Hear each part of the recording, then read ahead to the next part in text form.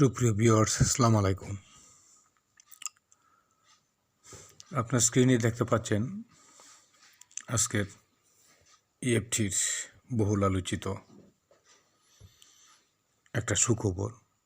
বেসরকারি শিক্ষক কর্মচারীদের জানুয়ারি মাসের বেতনের ইএফটি বেতনে সকল লট এক লটে রূপান্তর।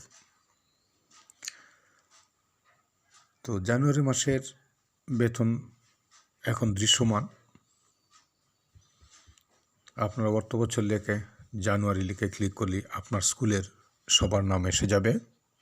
যারা যারা প্রথম, দ্বিতীয়, তৃতীয় এবং চতুর্থ লটে বেতনপ্রাপ্ত হয়েছেন তাদেরকে এক লট লেখা হয়েছে, অর্থাৎ সকল লট এক লটে রূপান্তর। আমরা এই বিষয়টা দেখার জন্য আমরা চলে যাচ্ছি আমাদের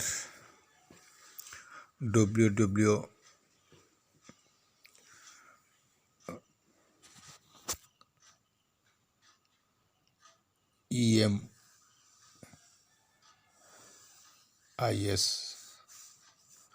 এডুকেশন ম্যানেজমেন্ট ইনফরমেশন সিস্টেম ওয়েবসাইটে। তো আমরা ওয়েবসাইটে প্রবেশ করে দেখি যে সব লটই এক লটে পরিণত হয়েছে।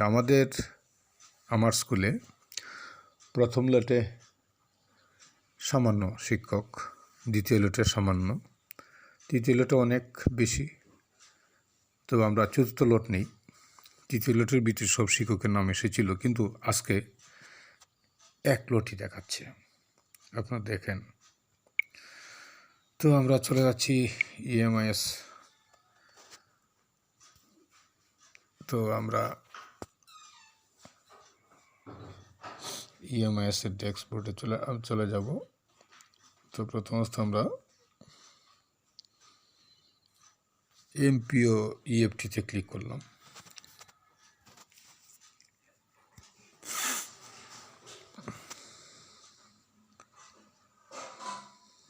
তো আমরা ইউজার আইডি এবং পাসওয়ার্ড দিয়ে আমরা ঢুকে যাব, সাইন ইন করব। এই তো পেমেন্ট স্টার্ট চলে আসছে। আমরা একটু ইয়ারটা সিলেক্ট করে দেখি। ইয়ার সিলেক্ট আমরা করলাম 2024-25।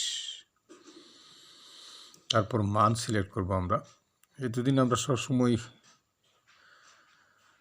ডিসেম্বর মাস সিলেক্ট করেছি, কিন্তু আজকে আমরা জানুয়ারি মাস সিলেক্ট করব। জানুয়ারি সিলেক্ট করলাম, লোডে আমি ক্লিক করলাম।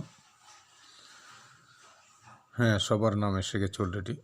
সবার নাম এসে গেছে, সব শিক্ষকের নাম এসে গেছে। তবে এই নাম, ইন্ডেক্স, নাম সব কিছু দেখার পরে লাস্টে যে বিষয়টা লট, এখানে দেখেন সব 1-1-1-1-1, সব 1-1-1 দেওয়া আছে, অর্থাৎ সবাই এক লটে চলে এসেছি আমরা। এটা একটা সুখবর।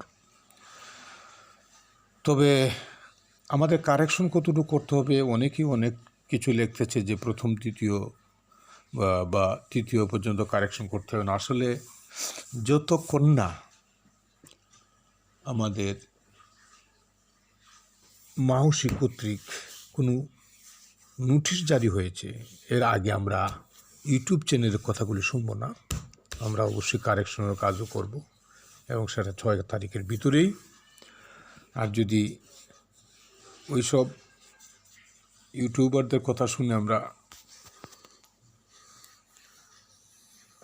কাজ বন্ধ করে দিই, তাহলে তো আমাদের মার্চের বেতনের সমস্যা হবে। সুতরাং আপনারা সবসময় আপডেট থাকবেন। এখন আপডেট থাকা জরুরি। আর সবাই এক লটে এসে গেছি, এটা একটা সুখবর। হয়তো সরকার আমাদের কারেকশনের জন্য প্রধান শিক্ষকের ড্যাশবোর্ডে সরাসরি MPO-তেই কারেকশনের নির্দেশ দিতে পারে। হয়তো সেটা যদি হয় তাহলে আমাদের এত কষ্ট করতে হবে না। তবু অনেকেই হয়তো রেডি করে ফেলেছে ফাইল, এখনও কেউ সাবমিট করেনি। আমরা সময়ের আগে সাবমিট করব, সেই আশা এবং প্রত্যাশা। আর আমরা করতেছি। অপেক্ষা যে প্রধান শিক্ষকের ডেস্কবোর্ডে যদি কারেকশন করা যায় সেটা আমাদের জন্য খুবই ভালো। যাই হোক, আপনারা এরকম আপডেট ব্রেকিং নিউজ শুনতে আমাদের ইউটিউব চ্যানেলটি মাস্টার টেলিকম 624 যেটা মাস্টার টেলিকম 624 চ্যানেলটি সাবস্ক্রাইব করে আমাদের পাশেই থাকুন, তাজা খবর পাবেন। ধন্যবাদ সবাইকে।